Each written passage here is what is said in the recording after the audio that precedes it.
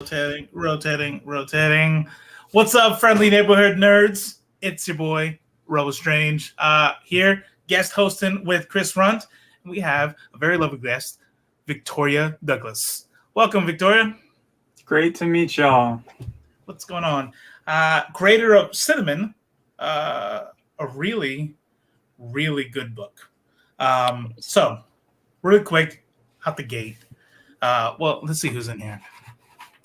I don't want you to talk about the book before we at least have like 3 or 4 people in here. So how about we do this? Before we start talking about the book, tell us, what have you been reading lately? Oh boy. What have I been reading? if you've had time to read it all. Yeah. I mean, right now, I haven't been reading anything I think super contemporary or like coming out right now. I've been going back a lot to my roots, finishing up some of the like manga series I read back in high school. So I just finished reading Death Note and just like reliving my high school edgy glory days. Nice. I actually was watching. I started watching that. I haven't finished it yet, but like, what do you prefer, the manga or the show? I like reading more than watching in most cases, just because I can go faster. Nice. And especially when the manga comes first, I think I like getting the creator's original intent.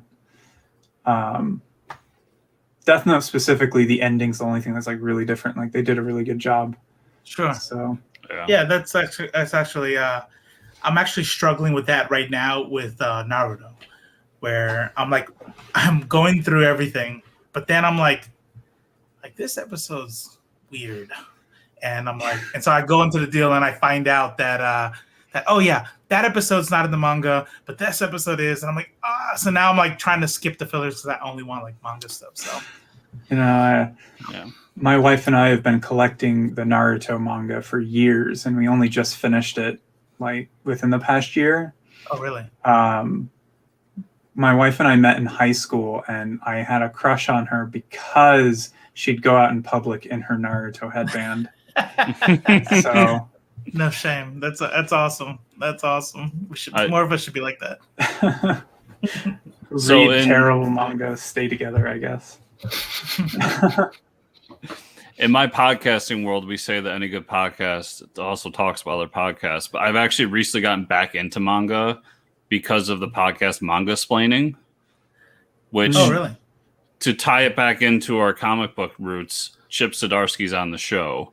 And that's what got me into it. And I just read like Delicious in Dungeon. I picked up a copy of Beastars I still need to read, and a few others, but really good show. Wow, that's awesome. Let's see who's in here. So Judah has a question. Everyone says Death Note movie sucks, but I haven't read it or seen the anime. So I thought it was cool. I wonder if anybody's ever said that about Avatar: The Last Airbender movie. Like, if you didn't watch the cartoon, right? No, I know.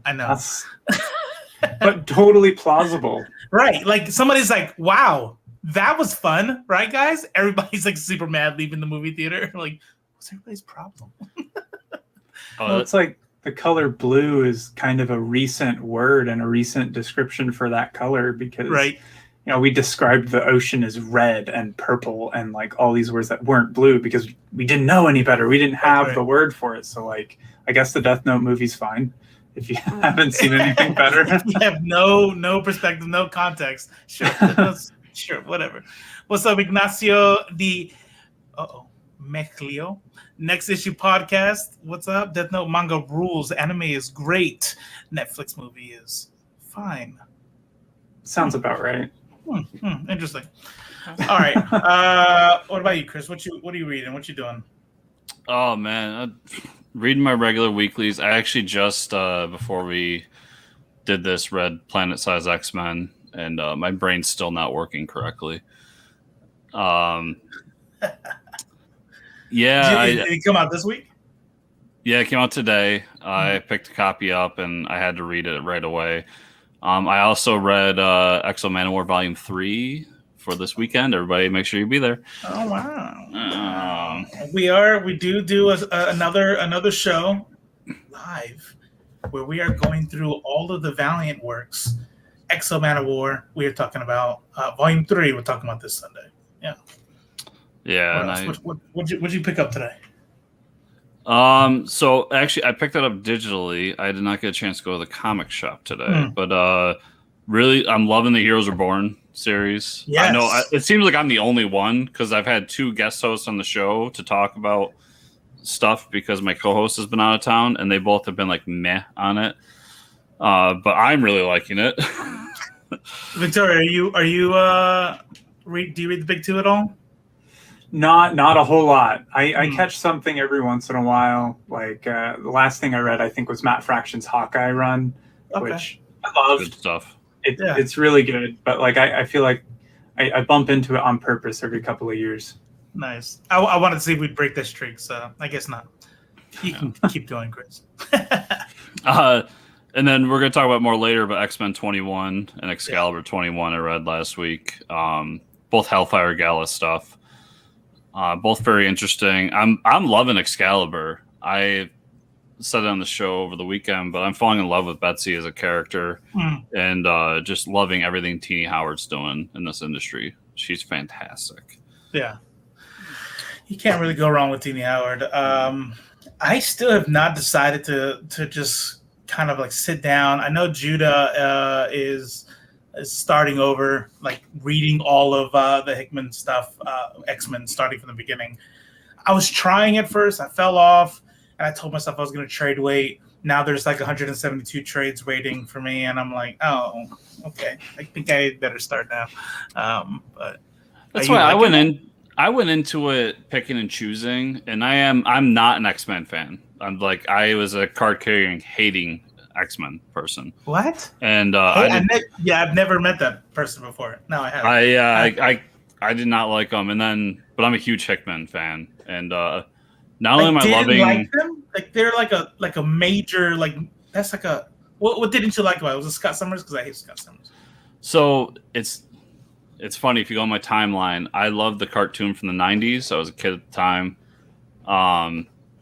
And then as I grew older and started reading comics, like the X-Men are just so convoluted and just kind of a universe of their own. And I like the Avengers side of Marvel more, if that makes any sense. I can definitely sympathize with liking the Avengers side more. But I am a good person, so I don't know. I don't know. Judah, I don't know how we're friends. It seems like every couple weeks you call me a bad person for something. Let's see if we can get this. See all 10 people in the 4 people in the chat can get this thing right here. So so what am I reading? Oh, I'm glad you asked. Yeah, what are you reading? So I did not make it to the shop today, so they're sitting there in a bag for me. But I did. So I have to do the thing. I don't have a bad idea supplier near me. So I have another one about an hour and a half away, mail me stuff. And they came. They came today. And Matt Kinn's Fear Case, all 4 came in. And I haven't started reading it. But all 4 of them are some version of this cover. And I'm excited to read it because I'm hoping it's going to be scary. And then, there you go. Oof. Let's and bam. Yeah. Pizza Detective. I'm ready to read this tonight. Got him. Got them all. Tankers number 2, all that. Did you get your pre-order today? Today you were supposed to pre-order for the Final 5? I did. I sent in my pre-order. There you go. I also got this. So, for those who've been watching for a little bit, they know that I have a weird obsession with hardcovers and shiny covers. It doesn't really matter what the book is. If you release it in a hardcover, I'm going to buy it. If you have a shiny cover, I'm going to buy it. I might not read it. So, Remender puts out a tweet. I actually forgot. I bought this. Remender puts out a tweet saying, Death and Glory, Prestige Edition Omnibus. Let me give you a regular comic book. This is a regular comic book. This is this bad boy right here. Hardcover, Death and Glory. I'm really hope it's good. I literally only bought it because of that. So, does anybody know this title? No. Yeah, me neither. but but it's Prestige Edition. Like, how cool is that? You gotta have it. Yeah, you gotta have it. That's it. I'm such a fake fanboy. All right. So Danny M says Death and Glory is a lot of fun, Robo. All right. So let's go ahead and get into it. We got our peeps. We got our lovely regulars in the chat. What's up, Danny M? Brags and Boards is in the chat. What's up? Woo-hoo. So let's do this over because it was like 3 people earlier. The wonderful Victoria Douglas, creator, author of Cinnamon, an incredibly relatable book that is doing really well. Do us a favor. Tell us about the book. Absolutely. So Cinnamon as a whole is about a perfectly normal house cat. It's just a slice of life comic about Cinnamon getting into shenanigans and getting into trouble.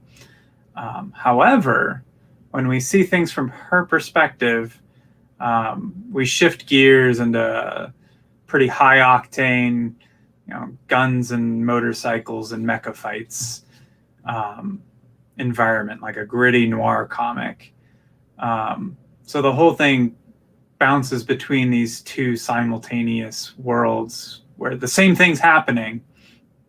And so it's just a wild flip-flop. It's like Courage the Cowardly Dog if it was like a action comic. Yeah, that's exactly. You know what's funny is as we were talking, I was like, I was listening, I promise. But I was also going, what does this remind me of? And then you said it. That was it. Like I actually absolutely love. I hope you don't mind. We're just going to show one page. Still go by the book. Where is it at?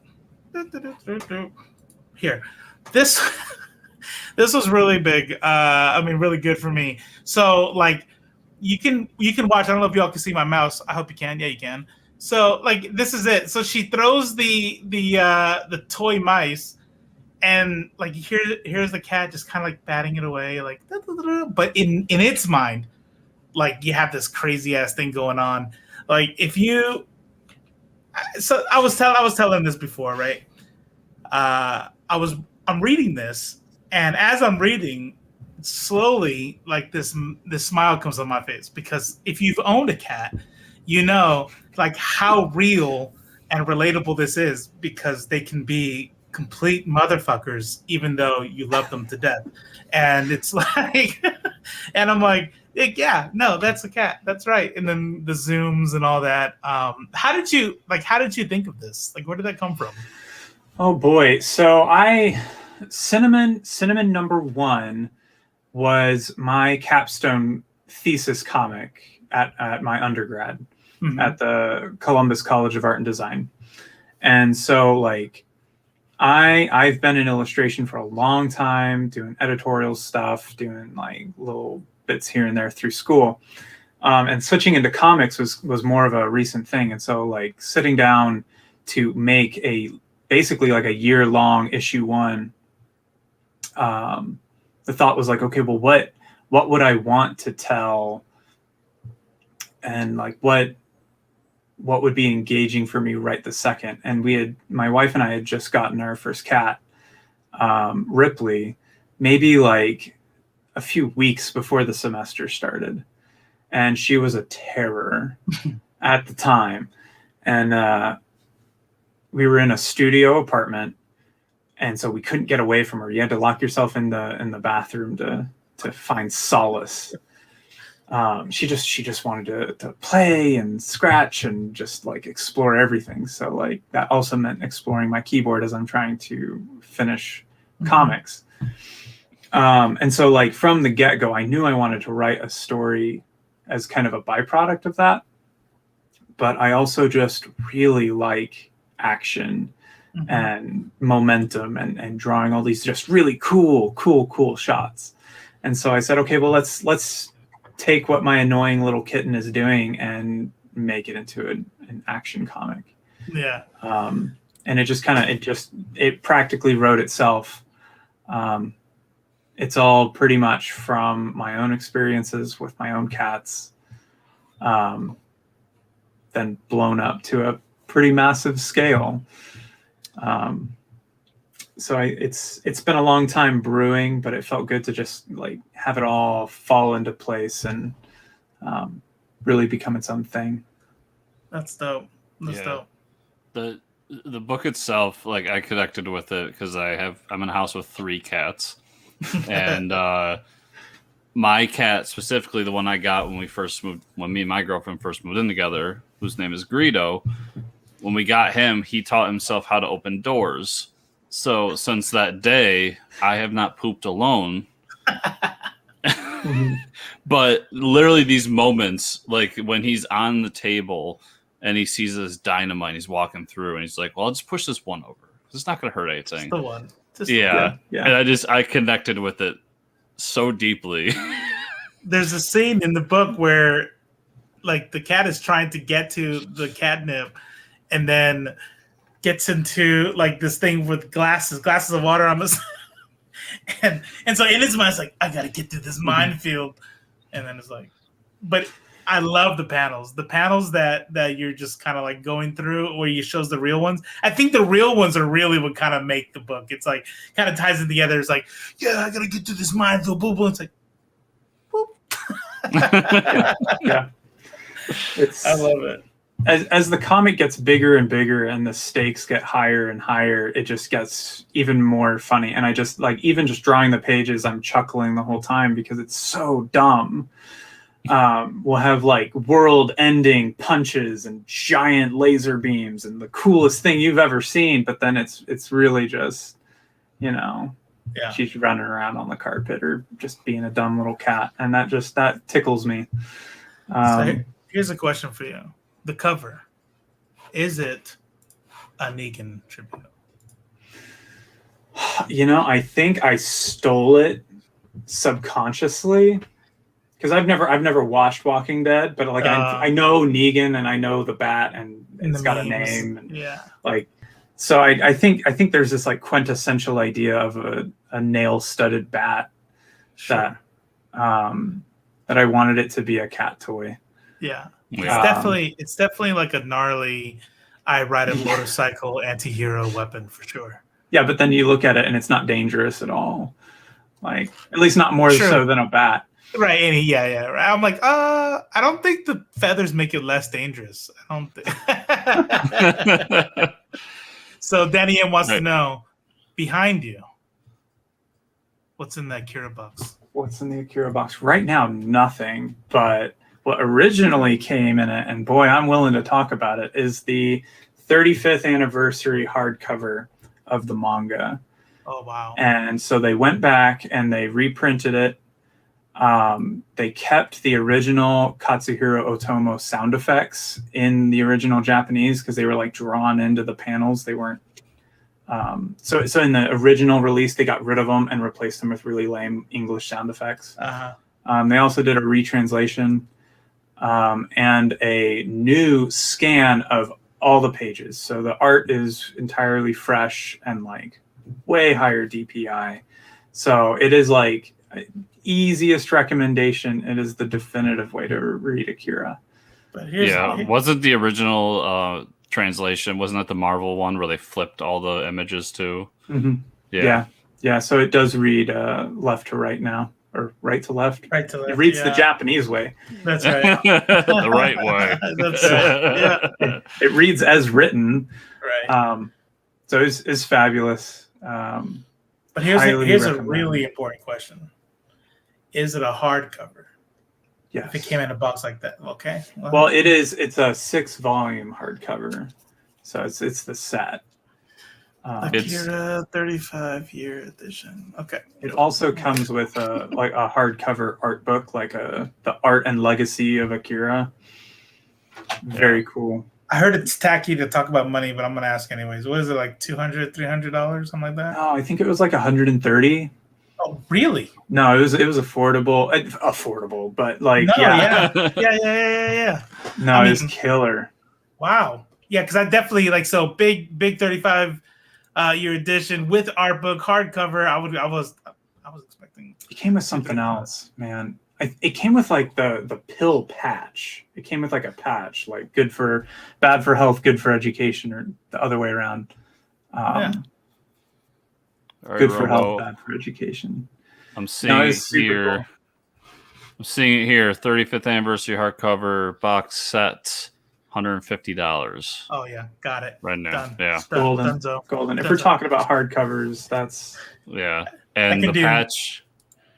The patch is good for health, bad for education. It's pretty dope. That's It's awesome. pretty dope. I could eat ramen. I'll do ramen for like 3 weeks and I'll just get that real quick. No big deal. yeah. So let's get back to your book real quick. Cinnamon's voice in its own head. Can you do like an impression? What does Cinnamon sound like? Yeah, I cannot. A voice actor, I am not. I always imagined it being something like way wrong. Like you wouldn't expect it, like Patrick Warburton or like Morgan Freeman, like something really machismo. Right. But then maybe even having like a different voice, like a more feminine voice for the real world kind of Garfield shots. Yeah. Um, That's awesome. that would be my ideal. But honestly, I'm no professional. Man, that's all right. Yeah, I like the actor references. So how do you like working with Happy Tank, Behemoth, all them? Like, is this a good deal for you or what? Yeah. I I mean, they set up the interview, so I thought you'd say like, yeah, they're horrible. I cannot wait to hear. no, it's been good. I mean, I'm super grateful for the opportunity. I mean, I graduated last year during a pandemic, and like steamrolled right out of that into this. So like it was perfect timing, and they were really cool about it all, and it helps that they were just really down for Cinnamon as a whole. Because they were the ones who originally saw Cinnamon. I was self-hosting it. It was just my senior project. I didn't really like put much stock into it. It was one of those things where like I wanted to make more of it, but I was perfectly fine to like set it aside to figure out what I'm going to do to get through a pandemic. It felt like, do I really want to put all my eggs in that basket right now? And then Behemoth shows up and says, "Hey, you want to put all your eggs in that basket? Like, do you want to make Cinnamon? You want to make more of it?" And I sure as heck said, yeah, like, That's so awesome. they've been That's a super dream great. come true right there. Oh yeah. Like, I mean, it's creator owned. It really, nobody's gotten in the way of my vision even a little bit.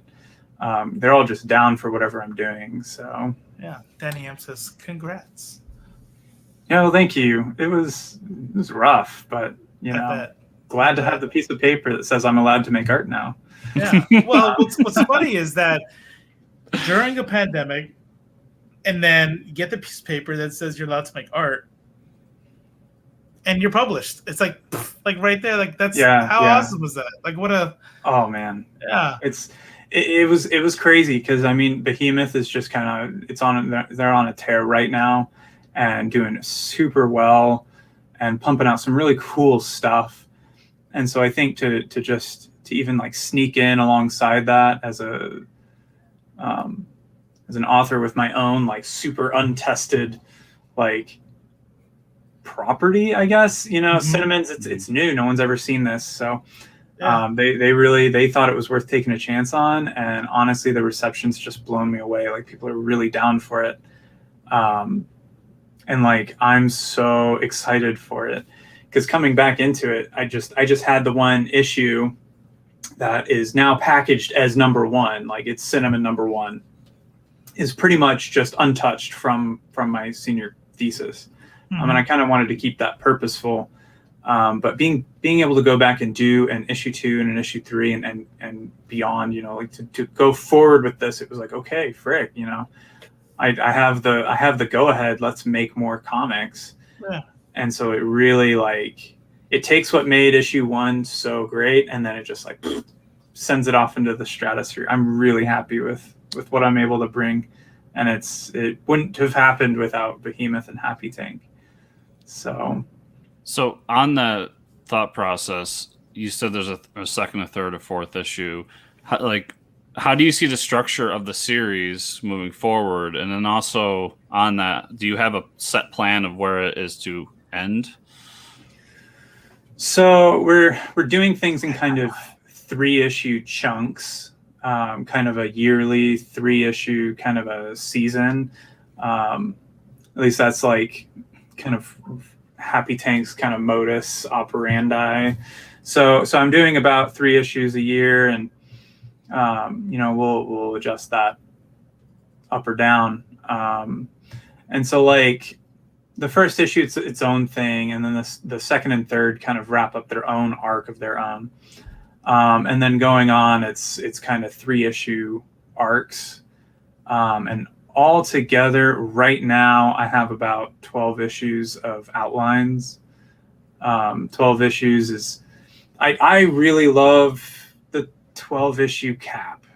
That's just, to me, that's a great omnibus, and that's a manageable couple of trades. Sure. That just feels good.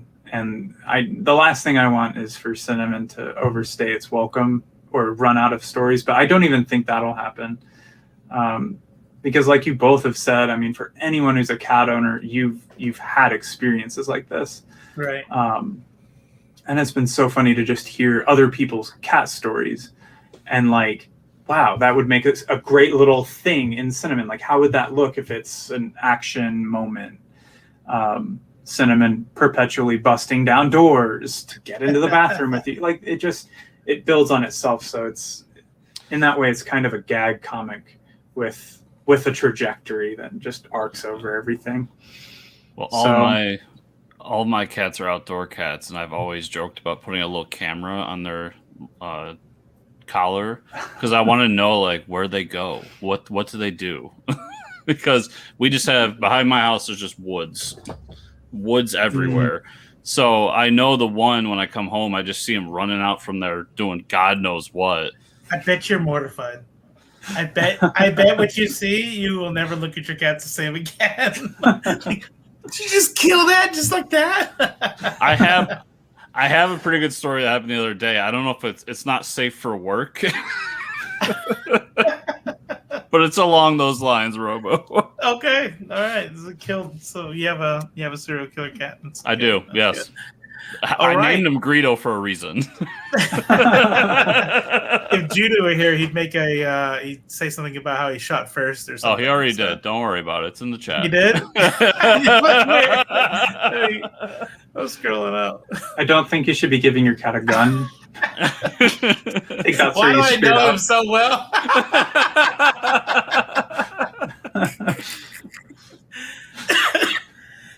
Excuse me. Jeez. All right. So where can we find the book now? I mean, so right now, issue 2 is in the previews catalog. okay. So get that ordered. Yeah, Go definitely. order from your LCS. Oh yeah. It's going to be a hit. It's going to be so good. So if you've missed issue 1, you can get that from Behemoth Comics website. Both issues are available there. And then the 3rd issue is going to be in the previews catalog this coming month. Mm-hmm. Available as well on Behemoth Comics website. So that's kind of the hotness, is catch it on their website if you haven't got it from your LCS. And you're telling me I gotta wait 2 to 3 years for that hardcover? Oof. Wow, Yeah. That's a lot. Yeah. All right. I'll hit you up. I'll let you know. Awesome. So you heard it. Go check out the Behemoth website, or get these. The number 2 and number 3 are in the catalog now, so get it pre-ordered. It's good. It's really good. It's funny. And I've been pimping this, Robo, so maybe you can steal it. But that Pullbox app came out now. So if you go right on previews, you can actually click a button and it sends the order straight to your comic shop. No, is it any comic shop? They just email them, or they have to be a part of that your local comic shop has to be a part of it. Currently, I think most of them are. And literally, it's a free account. You can look at your pull list, everything you want, and then there's two dangerous parts of this. What I just said, which is you can just go on there, click the button, and it's ordered. The other one is final order cutoffs are now available to me for the first time. Where I can be like, oh yeah, I'll have to get a copy of that. Yep. Yeah. That's it. That's exactly right. Yeah. So, funny story. I went to my LCS with my wife, and I usually will walk in. She's into video games and she likes stuff like Animal Crossing. She's not super into comic books, so I get to like just kind of have that little world. And I walked in there, I got what I needed, and then I left. Now here in I'll dox myself. Here in Savannah, it's the traffic in town. It's hard to find parking. Blah blah blah blah blah. So we leave, and the LCS dude texts me. He's like, "Oh, I forgot. I had this book. It's 1 in 100. Blah blah blah blah blah." I'm like, "Oh yeah, let me get that." So I pull around, and I had to make a decision. I'm like, I can't. I'm not gonna look for parking. I'm not gonna walk 3 blocks. So I tell my wife. It was a moment of trust, and I was like, "Hey, can you go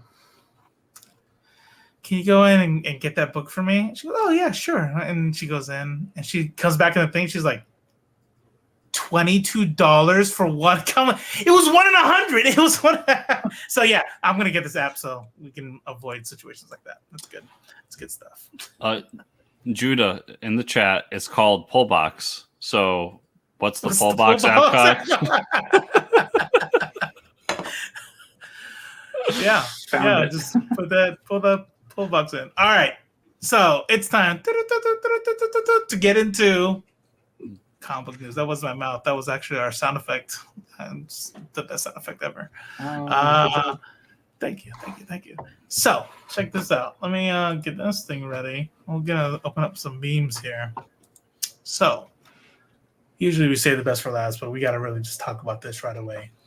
On Twitter, it was leaked that in season 3 of Harley Quinn, they were gonna have Batman get busy with Catwoman, but not just get busy.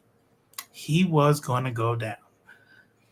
Turns out the CEO of some dude who is this. Let me see if I put it in here. Nope. The CEO emailed somebody and said, "No, superheroes don't do that." So the internet is ablaze with memes. What's going on here? What do you think this is about? In a show like Harley Quinn, that was the line. What's going on here? First, nobody watched The Killing Joke, which was a good decision on their part, because Batman and Batgirl get down on that. Second, I don't buy that Batman went downtown because he's Batman and because he's Bruce Wayne. And I just don't buy that character would do that. He seems like a very selfish lover. Okay. I feel like he gets in and out and does his business and leaves. Very nice. Very nice. What do you think, Victoria? All things considered, I don't think Mr. CEO man's the one sitting down to watch Harley Quinn. Facts. You know, he can clutch his pearls all day, but like the client's never right. Just let the people make the show. Let Batman go down. Come on. Yeah, like here's the most embarrassing thing to me. Like we've heard the fairly recent expression "telling on yourself," right? Like you do something and like, bro, you're just telling on yourself. Like anybody who defends this, it's like what do you stop? Don't do that. You're letting everyone know that you are selfish, that you are, and it's like now you know that the CEO does not do that to his wife. And all you're doing at that point is like you stop thinking about the comics. You're like, your poor wife. Yeah, this is great. Our boy Danny is dropping some gold in the chat right now. With enough prep time, Batman can do anything. That is true, Danny. I was wrong. Look, here's the deal. I'm gonna say something that y'all Bat fans are not gonna like. when the creator does a thing or says a thing, right? And I would say the CEO of DC, whoever said this, is definitely part of this process. It's canon. So no, he can't beat Superman. Superman doesn't want him to. I think he's super overrated. I hate Batman. When he's not a detective. And now this looks so all the time. Right. Like after 1970. And it's like it's canon. It's canon. Sorry. Batman doesn't go down. He's even more whack now. So it just is what it is. Sorry. Why do you think Batman's mouth is exposed at all times? Not to do the business. It's canon. Sorry, buddy. Which, to all the people out there, listen, you always go down. You got to show the love back. That's right. Red Hood does what Batman can't. Has a whole different meaning now. Let's look at some names.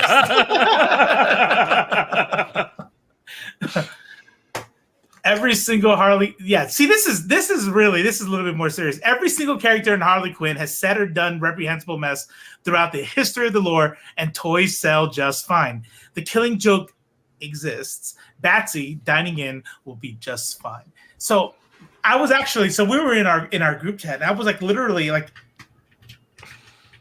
I was like, what's going on? It's on a show, and I thought maybe, like, because I'm an obnoxious level of atheist sometimes, and it's like, how do you know someone's a CrossFitter or an atheist? Just wait, they'll tell you. And I fit it into the show. Hey, everybody, let me tell you. But I was going down that road. I'm like, oh, I bet you maybe the CEO is like maybe ultra in that level. Like he's also the CEO of what's that one fast food restaurant? Chick-fil-A. And I'm like, yeah, maybe he's like that level kind of individual. And then I'm like, wait, no, because they already have like all other stuffs that would like make like those types of people's heads explode. It's like, why this? Why is this the line? And it was kind of like, me being a dude. Other people in the chat, like, I think, yeah, misogyny. I'm like, oh yeah, that, yeah. I'm like, yeah, you're right. What do you think, Chris? I'm gonna say I haven't watched the show. I'm gonna throw that out there. I It's haven't got around to it yet. It's an adult show. Yeah, I've heard, like, my old lady loves it, but I still think that especially in America, to all the non-Americans out there, it's still a taboo. And I don't understand. I personally don't understand why, because whatever, Really? like Is eat it? pussy, it's fine. But I still think there's somewhat of a taboo, especially in like those circles, those CEO circles and everything. Like Old white dudes. yeah, guys like me who have money. So rich old men like you. No, I think that's what it is at the end of the day. I mean, I don't want to sound like I'm trying to justify this man's decision, but like that's probably what it is. But they have like bodies exploding. They have lesbian love. They have like all this kinds of just craziness going on. And in this tweet right here, like when I was trying to remember who it was, I was like, yeah. And then like Batman slept with like what was it, Batwoman or something, right? And then someone quoting like Batgirl. Batgirl. Except Batgirl. That's good to go. Cunilingus. No. How dare you? You've crossed a line. You have crossed the line. I like that. Let's see what else we got here. This is good. This is from a user in our Facebook chat. I was like, very good. That's They run a great Goku DBZ shit posting site, so I had to snatch that up. Judah says it might have been a really raunchy bit, like maybe Batman had Jesus Christ. Yeah, maybe. See, but that's the thing, though.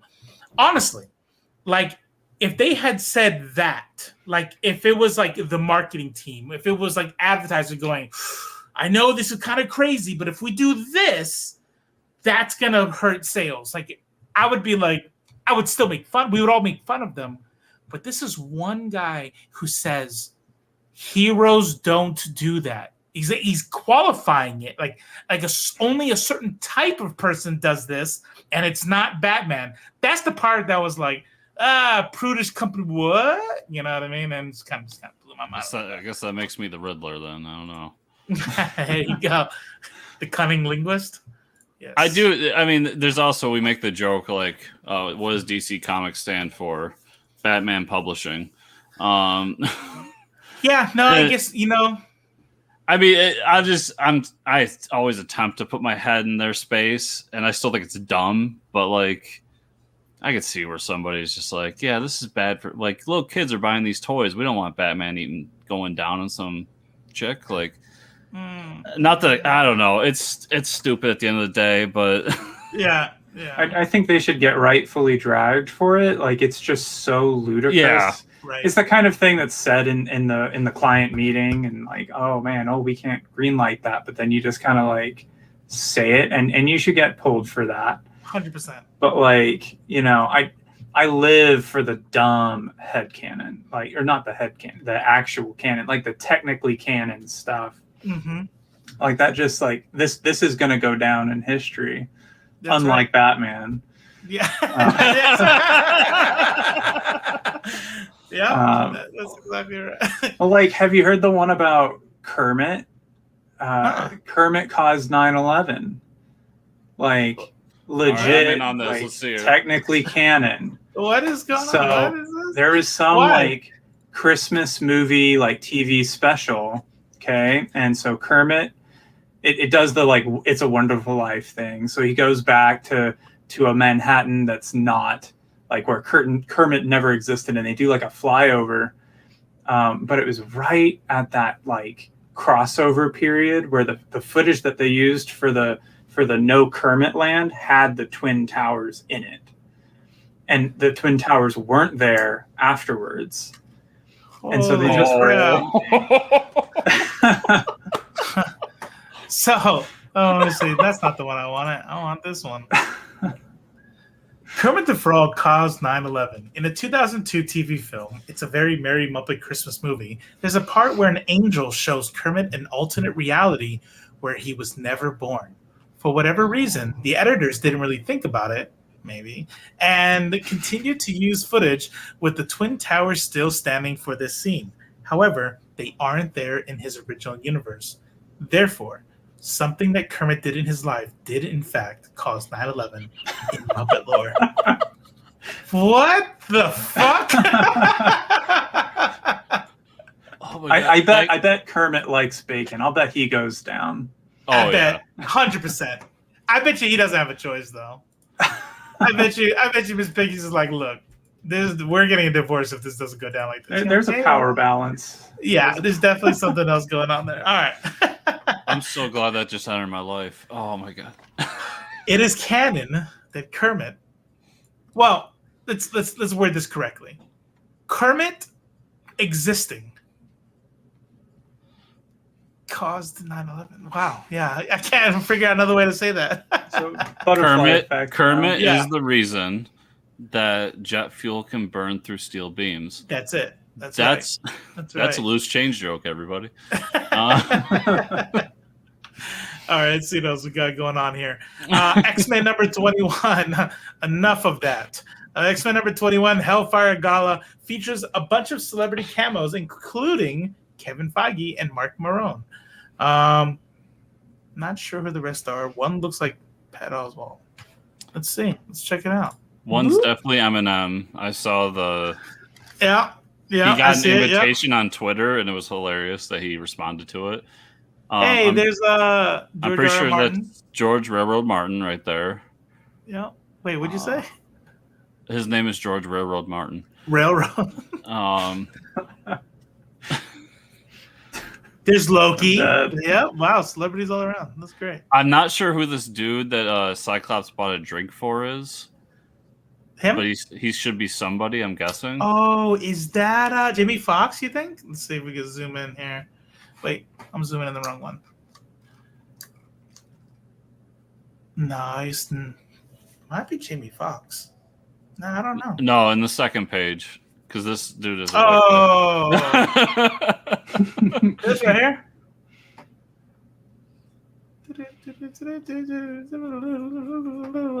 Are you looking at something else? What second page? Oh, did I not put it up?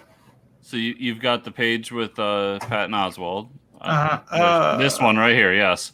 So this guy with the doofy look on his face is Cyclops and his stupid eye thing. Oh yeah. Oh, this guy. I got you. That's weird. Yeah, you said Cyclops. My brain just went totally somewhere else. Okay. Yeah. I don't know who that is. I'm thinking he's somebody. I just don't know because I'm an old man. That's about all I've got. Interesting. And there's Kevin Feige down there. Yeah. That's funny. I want to be so rich to where like you can go to any level of fair anywhere and wear whatever the fuck you want. I don't know if I want to be that rich, but like he's like, hey, this is a black tie affair. You have to do that. Yeah, well, I'm wearing a ball cap. What the fuck you can do about it, you know? All right. Well, that's you could just cool. you could just be Kevin Smith rich, and they just show up in jorts because why not? So, Zack Snyder, you hear that, Danny M? Zack Snyder shares new Green Lantern concept art. Okay. Would we have rathered Green Lantern over Martian Manhunter? Because that's who came eventually, right? In the original cut? It still wouldn't have made sense. Danny M. I'm listening. Apparently, Eric Palicki and Adrienne are in one of those panels we interviewed Eric. Yep. What do y'all think? Sorry, I'm just reading chat about stuff we passed already. What do you guys think about this? I think I'm not gonna lie. I think I would have rathered this than Martian Manhunter, just because of this scene right here. Like, how dope would that be? I mean, if it was Jon Stewart, I would have liked it more because I like Jon Stewart above Martian Manhunter. But fair. Other than that, like that one fact, it wouldn't have changed anything for me. I still didn't like that end sequence. Like, whether it was Green Lantern or Martian Manhunter, if they were around, like, my first question as Bruce would have been like, well, where the fuck were you? Like, yeah. We're fighting this dark side, dude, and yeah, we needed some help. All I had was zombie Superman help me out. Yeah, I feel like that's the rough part about making a movie in such a big universe, especially if you're gonna make the story like world ending. Like, I think they did it really well with Spider-Man. So like the Spider-Man movies is like, Mysterio, and I gotta beat this bad guy in this thing, and maybe even some of the Iron Mans, where it's like, oh, I'm gonna attack this racetrack, and the F1.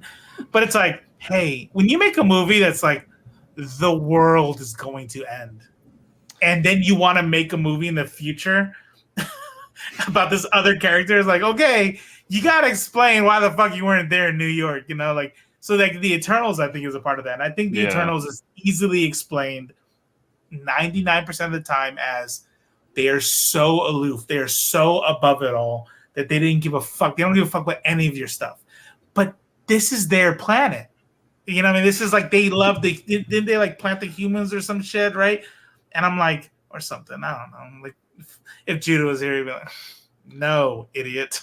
But I know that the Eternals like the humans, and so you got to say that, even though they're aloof, like almost godlike, you have to go, where the fuck were you when a giant portal opened up over New York and everything was about to get deleted? Where were you during Thanos? You were just like, like, I can't wait to see how the Eternals explain decades of inaction. Yeah, I guarantee you, Judah, go ahead, just say it right now. They didn't care. They didn't care, right? I know. I called the Greedo thing. No, idiot. Yeah. So I guess we'll see. We'll see. You're right. Like, same thing with the Green Lantern. What was he doing the whole time? I don't know. We'll see. You have any opinions, Victoria? Yo, I've watched most of the Marvel movies. I'm just down for it. I get it. Yeah. It feels like just you throw crap at the wall and see what sticks, and you keep adding to this massive pie full of superheroes, and That's right. That's right. Eventually, you just have to kind of stick your tongue in your cheek and come up with. Yeah. I feel like you're describing exactly what I would expect out of a DC pitch meeting. That's it. That's all it is. Like Kevin Feige, architect. But DC is doing some insane stuff. Sorry, Danny. Yeah. So Judah says, were they taking an Odin nap or something? I mean, look, I like to poke at Judah, but one thing I never do is assume that he's wrong about something in comics. So I won't even fact check it. I'm like, okay, they sleep for centuries. There you go. Like, if they open up with the movie, I'll be in the theater and be like, that motherfucker. He was right. All right. They're gonna start the movie. The opening scene is gonna be like, 1,000 years we were sleeping. I'm like, oh, okay, yeah, all right. So yeah, I see it. I'm taking notes. Yeah. All right. Let's see here. Zach, Jane Foster's Thor from Love and Thunder revealed on a cruise shirt. Dope. I'm down. Yeah. Like what I really like about this whole thing is when they go like super hardcore accurate to the comic book. Like this is awesome right here. This is so dope. Yeah. And that Jason Aaron run on Thor is it'll flawless. go down as one of the best ever. Flawless. 10 for 10. Flawless.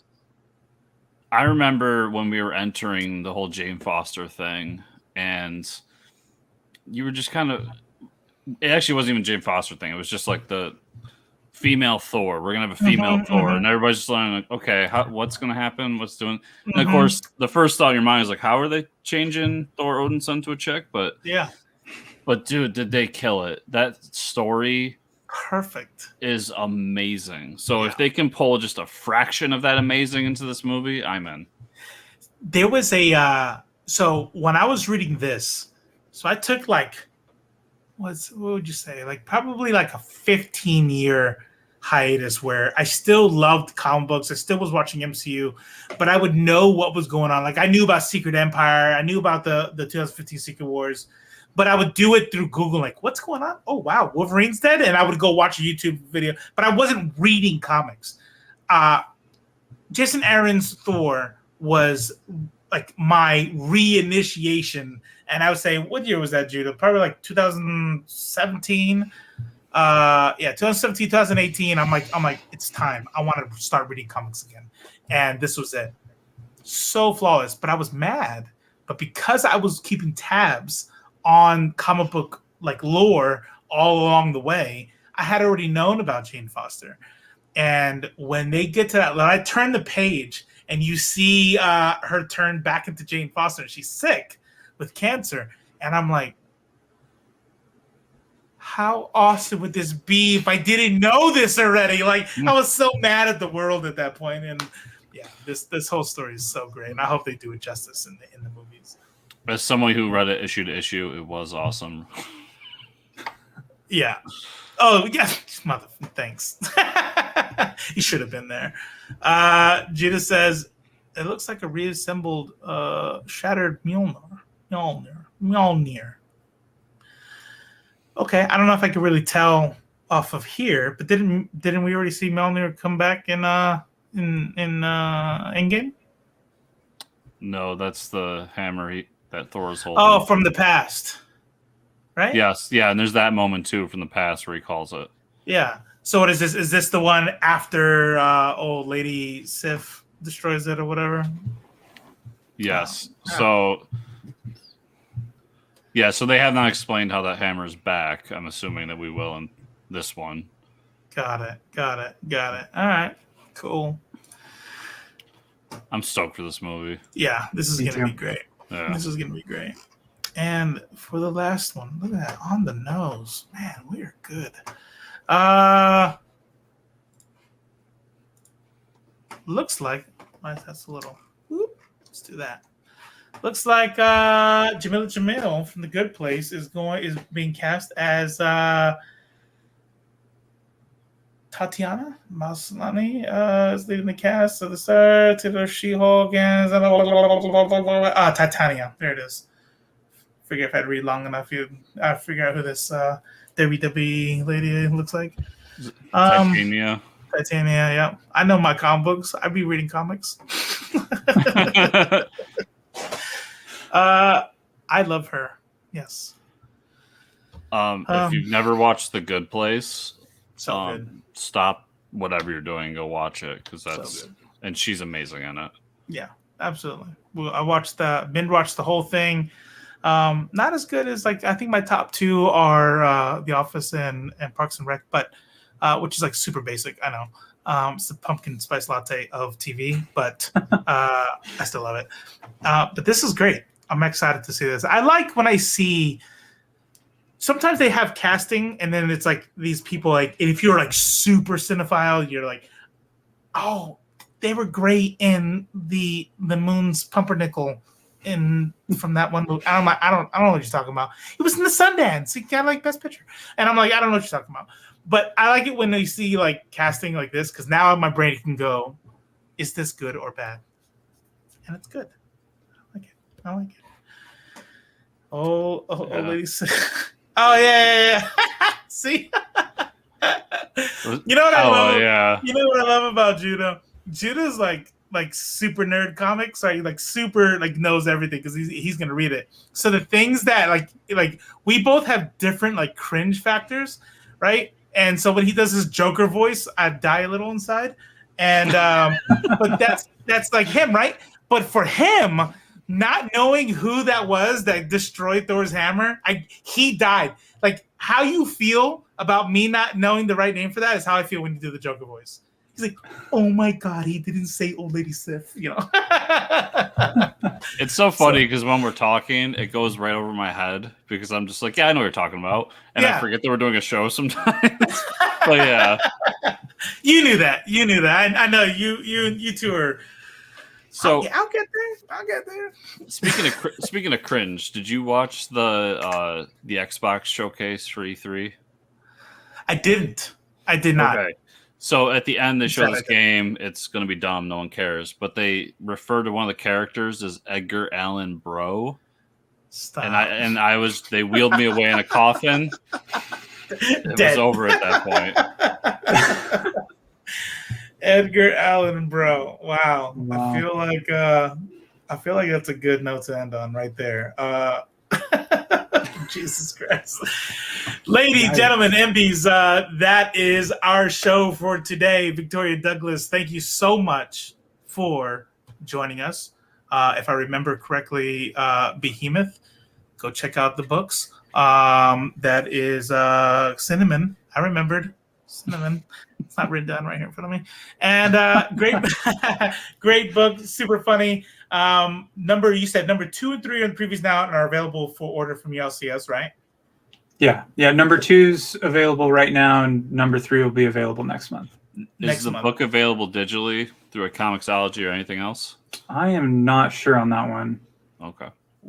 That'd be a good one. That would be a good one. Yeah. Yeah. And no, plus, I appreciate it. Yeah. This has been a good time. Yeah, thank you so much for your time and all that. Don't forget, we'll do a little side plug here. We do this every Wednesday, so don't forget to like and subscribe and ring the bell and all that. But also on this show, we have 2 extra. There's a couple announcements here. We are doing the Valiant, right? What do you call it? Club Valiant. Club Valiant. Yeah, was it every other Sunday? Yes. So it'll be this Sunday, and then we take a week off, and then the following Sunday. That's right. And next one coming up is going to be Exo Manowar Volume 3. If you want to check out Volumes 1 and 2, it's complete spoilers. So, excuse me, you don't even need to read them because you can just watch the show and just figure out what's going on because we're going to spoil the fuck out of it anyway. Or read them, and then you can chat with us about it. But on top of that, we're also doing one that's going to go through the entire Sandman series. So the week after that, I think the 27th, it's another Sunday. The one after that, look it up on the calendar. We're going to start with Preludes and Nocturnes and all that. Yep, Delirium Hour. Also, and this is a really awesome one. We started a new channel, and it's called Pride or Die. So, in the spirit of Pride Month, we have Rhiannon and Glynis and Ainsley. They are going to host their own spinoff. It is a IFLC Presents of sorts called Pride or Die. And they will also be talking about comic books, but from the perspective of the LGBTQIA plus community and intersectionality, feminism, all that stuff. It's really great. They just did an interview with Joe Glass, who just released the Pride Omnibus. That video is on their channel. And then they're going to be live this weekend, and I'll make sure it's on there. So go ahead and put in YouTube Pride or Die. There's not a lot on there, but it would mean a lot to us if you just show support for their new show.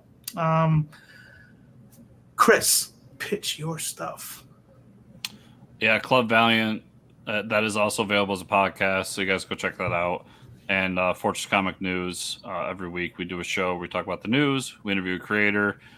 I did 2 interviews last week, and then this week we've got Edgar Camacho, who does I believe it's French comic series called Onion Skin, and it's pretty cool. I have fun talking to him this weekend, so check that out. Awesome. So Edgar Camacho. Yes. Not Edgar I believe Allan Burrow. Not Edgar Allan Burrow. Awesome. All right. So that's it. That's the end. We're done. So